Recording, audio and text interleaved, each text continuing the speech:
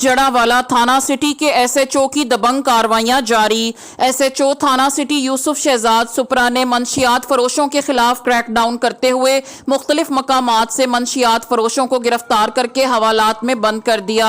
हमारे रिपोर्टर मियां आबिद हुसैन की रिपोर्ट के मुताबिक एसपी सर्कल आबिद जफर की हदायत पर फौरी नोटिस लेते हुए एसएचओ यूसुफ शहजाद सुपरा ने मंशियात फरोशों के खिलाफ क्रैकडाउन करते हुए चमड़ा मंडी के रिहायशी इकबाल मसीह वल्द गुल्लू मसीह से 1460 ग्राम चरस बरामद करके मुकदमा नंबर 505/24 बजुर्म 9C दर्ज कर दिया।